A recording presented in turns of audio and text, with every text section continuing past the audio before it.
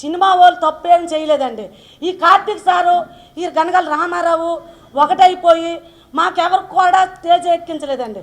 నాగ చైతన్య బాబు ఆ రోజు నాగ చైతన్య బాబు సినిమా మా స్టోరీ తీశారంటే ఒక ఎక్సలెంట్ ఫ్యామిలీకి చెందింది ఆ స్టోరీ తీయడానికి.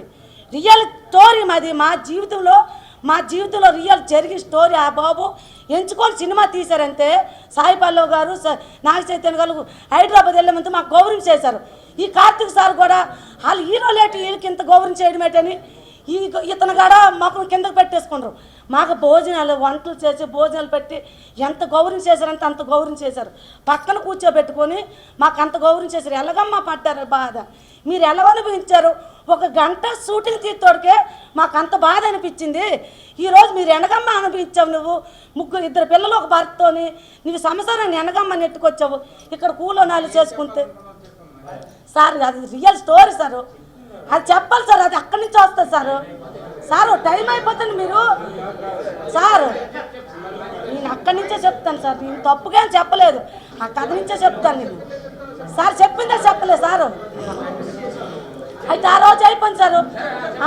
ఆ రోజు మాకు అడిగారు నాగ చైతన్య బాబు సాయి పల్లవ్ గారు అడిగారు, ఈ బాధ ఒక గంట నటించలేకపోయామమ్మ, మీరు ఇన్ని రోజులు ఎలా బాధపడ్డారంటే మా మత్స్యకారుల జీవితాలు అంతేనమ్మా, మా మత్స్యకారు బతుకులు అంతే, మాకు చెట్టు లేకపోవడము, ఈ వలసలు వెళ్ళి దొరికిపోవడం జరుగుతుంది, తుఫాన్లు వస్తే బోట్లు ఇరిగిపోవడము, మనుషులు చనిపోవడము చాలా జరిగావమ్మా. ఈరోజు సినిమా ద్వారాగా మా మత్స్యకారు జిల్లాలకి బాగు పెట్టండి అని లైవ్లో ఇంటర్వ్యూలో అడిగానండి నేను. మా ప్రజల కోసం, మా మత్స్యకారు జీవితాల కోసము నాగ చైతన్య బాబుకి సాయి పల్లవ్ గారికి నేను అడిగాను. ఆ రోజు అక్కడ జరిగిన స్టోరీ. ఇక్కడ శ్రీకాకుళం జిల్లా వచ్చారు మళ్ళీ ఈవెంట్లో మాకు 22కి సన్మానం చేస్తామంటే ఎవరికైనా కొద్దిగా ఆనందం ఉంటుంది. ఒక కుటుంబానికి ఎంతోమంది ఉంటారు, అందరు కూడా ఆటోలు కట్టుకొని వెళ్ళాం.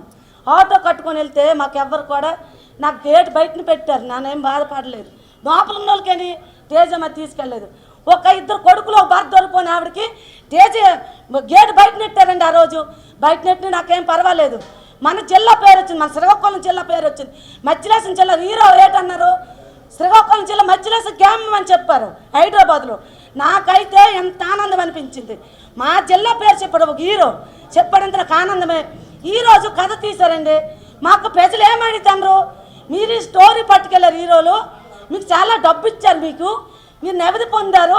ప్రతి రకరకాలుగా గ్రామస్తులు అడుగుతానండి, కాపు అనక కరవాకు అనక చాలామంది మాకు అడుగుతానండి. మాకు ఇచ్చింది ఏమి లేదండి. హలో అరవింద్ గారు 50,000 ఇస్తే ఆ 50,000 ఈ తండ్రులను బిరుదు పెట్టుకునే రామారావుకి లక్షల బామర్దికి వీళ్ళిద్దరు ఎవరో ఇస్తే వీళ్ళిద్దరు పంచుకోవాలని ప్యాన్ మీద ఈ 22 తొక్కేశారండి. ఈరోజు న్యాయం జరగాలని ఈ 22 వచ్చారు. మీ మీడియా అన్నలు న్యాయం చేసి ప్రతి వాళ్ళకి చెప్పి మాకు వీళ్ళకి న్యాయం జరగాలని నేను ఆశిస్తాను. ఈరోజు నాకు ఎందుకు పిలిచారు, నాకు పిలిచే న్యాయం జరుగుతుందని పిలిచారు. వాళ్ళు హీరో ఏడ్ చేశాడండి సినిమాలో కథ. ఒక చేయుడు ఒక కళాస్ ఉండిపోతే విడుదల అవ్వలేదంటే అతను హీరో ఉండిపోయాడు. ప్రేమించిన భార్యకి ఇంకో పెళ్ళి అయిపోయిందని కూడా ఆ హీరో ఆగిపోయాడు, విడుదల రాలేదని. ఒక్క మత్స్యకారుడు ఉండిపోయాడని హీరో ఉండిపోయాడు సినిమాలోటు. నువ్వెందుకు నటించలేదు ఆ రోజు? ఈరోజు ఎందుకు వెనక్కి కట్టావు? ప్రతి మాకు అందరూ కూర్చోబెట్టి సినిమా శ్రీదేవి రామ కంపెనీ వాళ్ళు పిలిచారని మా 22కి ఒక్కడు పెట్టాలా, మాట్లాడాలా, మీరు పంపించండి, నేను వెళ్ళి మాట్లాడతాను. వాళ్ళు ఏమిచ్చినా సరే మీరు అందరికీ చెందినట్టు చేస్తాను అని ఒక్క మెయిన్ హీరో అన్నావు, మెయిన్ తండేలు అన్నావు, నా భర్త డ్రైవర్ అన్నావు, వదిలేసావు. 100 మంది డ్రైవర్లు ఉన్నారు, వాళ్ళ పేరాళ్ళకి రాకంట నువ్వే డ్రైవర్ అనుకొని మాట్లాడేసి ఈరోజు నలుగురు కూర్చోబెట్టి నువ్వు అడగలేదు. వీళ్ళెవరికి చెప్పకంట శ్రీదేవి రామ కంపెనీకి అదే మా పరివారం ఏదో కథకి ఇవన్నీకి వెళ్తున్నావు. వీళ్ళేమంటారంటే వీళ్ళు బాధ, సినిమా వాళ్ళు ఇచ్చిన డబ్బు అతని కాడే ఉంచుకున్నాడు, వీళ్ళందరూ పిలిచిన డబ్బు అతని కాడే ఉంచుకున్నాడు. మేము అతని వల్లే దొరికిపోయాం పాకిస్తాన్కి, అతను యాడ్ చేస్తే దొరికిపోయాము, మా జీవితాలు ఇలాగ అయిపోయేవి. ఇతను ముసలాడండి. సినిమా వాళ్ళు ఏమే అన్నారు ఆ రోజు 40,000 ఇచ్చి. ఈరోజు సినిమా హిట్ అయితే మీ కుటుంబాలు మళ్ళీ ఆడుకుంటామని మాట ఇచ్చి సినిమా మా కథ పట్టుకెళ్ళారండి. నేను హైదరాబాద్లో కూడా అడిగానండి, నేను ఏంటని అడిగారు, రామారావు అడిగాడు మెయిన్ డ్రైవర్ అని. అతను ఏదో పేరు అతను దర్శకత్వమే బాను సార్ మా అతనే మాకు 45,000 చెక్కులు పంచారండి. అతనికి అడిగారు అవాళ ఇంటర్వ్యూలో ఆఫీస్ రూమ్లో పెట్టారు. అతను బాను సార్ ఆఫీస్ రూమ్లో పెట్టారు. మాకు పెట్టి ఏమి అడిగారు, సార్ ఈరోజు సినిమా తీస్తాను సారు ఈ మధ్యలాసం జిల్లా సినిమా మా స్టోరీ తీశారు ఏమో సినిమా బాగుంటే ఒకవేళ విట్ అయితే ఒకవేళ మాకేమేమి అభివృద్ధి చేసినట్టు ఏమేమి ఇచ్చినట్టు అవకాశాలు ఉన్న పెట్టిన సార్ రామారావు అడిగాడండి ఆ రోజు ఆ రూమ్లో ఆఫీస్ రూమ్లో అడిగితే భవని సార్ ఏమన్నారు ఆ భవని సార్ బాగా చెప్పారు మేము సినిమా 100 కోట్లు పైన పెట్టామండి 100 కోట్ల బడ్జెట్తో తీసాం ఈ సినిమా హిట్ అయితే చూద్దాము అన్నారు ఆ సారు భవని సార్ అన్నారు నేను అబద్ధం ఆడలేదు సార్ అయితే మంచి వ్యక్తే అలా అరవింద్ గారు మాకు ఇచ్చారు డబ్బులు ఈ కార్తీక్ సార్ కూడా సినిమా తీసుకొని రైటర్ అయ్యి ఇతనికి వచ్చిన డబ్బు మేమేమి ఎవరికి ఆశించలేదు మేము డబ్బు కోసం మేము ఆశించలేదు మాకు ఎక్కడ గౌరవం దక్కకంటుందండి మా మత్స్యకారుల జిల్లా 22 కూడా ఈ రామారావుకి వచ్చిన గౌరవం వీళ్ళకి కూడా కావాలని ఈ ముసలోళ్ళు బాధపడతాండి అతను తీసుకెళ్ళి అతను బోట్లో ఉన్న ఇతన తినడానికి తినలేని పరిస్థితి వాళ్ళు అతను వీళ్ళేటంత వీళ్ళు గ్రామస్తులు ఒక రామారావు గారిని అభివృద్ధి పొందుతాడు డబ్బులు తీసుకొని ఒక రామారావు డబ్బులు పొందుతున్నప్పుడు మీకెందుకు ఆ అవకాశం రాకంటుంది మీకేదో ఉపాధి అని అడిగితే ఈరోజు నాకు పిలిచారని నేను వచ్చాను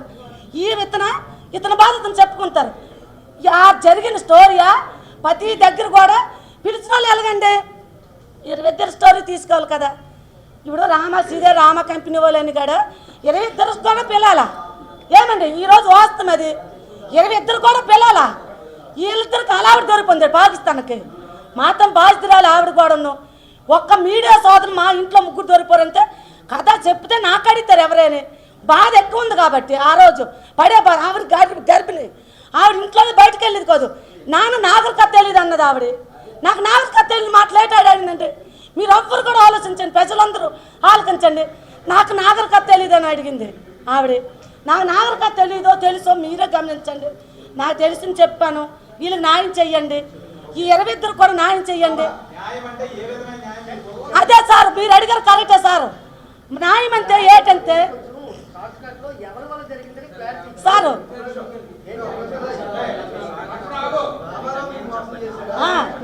సార్ మాకు సినిమా వాళ్ళు అన్యాయం చేయలేదండి ఈ రాజకీయ నాయకులు అన్యాయం చేయలేదండి ఎవ్వరు అన్యాయం చేయలేదు మాకు రామారావు వీళ్ళు బోటు తీసుకెళ్ళి కేవలం అతని వల్లే దొరికిపోయామని అభినందన వీళ్ళు అంటారండి అతనే తీసుకెళ్ళి మాకు దొరికిపోయాము వేటలు అతనే డ్రైవర్ కాబట్టి అతని వల్లేనే అనుకుంటారండి ఆయన వల్ల వీళ్ళు అంటారండి వాళ్ళకి అభివృద్ధి ఏడు చెయ్యాలా ఇతనికేమో డబ్బులు ఇచ్చి ఇతనేమో ఉంచేసుకున్నాడు మా కుటుంబాలకు ఏమీ ఆస్కారం చూపించట్లేదు అని వీళ్ళు బాధండి ఈ దొరికిపోయిన మత్స్యకారుల జీవితాలు ఎక్కడికి వీళ్ళకి పిలిస్తే అభినందన రాపోను వీళ్ళకి కూడా అనుమానం రాపోను ఎక్కడ వెళ్ళిన కాడికి వీళ్ళు తీసుకెళ్తే వాళ్ళకి అనుమానం అనేది రాదు హైదరాబాద్ 4 వెళ్ళాము మనమేదో డబ్బు తెచ్చుకున్నామని వీళ్ళు అనుకున్నారు నేనైతే అక్కడ వాస్తవం జరిగింది నాకైతే ఎవరో రూపాయి ఇవ్వలేదు వాస్తవం అయితే చెప్తున్నాను ఇప్పుడు ఊరు వచ్చిన తర్వాత చాలామంది అడిగారు నేను సత్యప్రమాణం చేశాను నాకైతే ఎవరో రూపాయి ఇవ్వలేదు మాకు ఇల్లు ఒక 2 లక్షలు ఇచ్చారని ఊర్లో పేగంట పుట్టించారు నేను హైదరాబాద్ వచ్చిన వెంటనే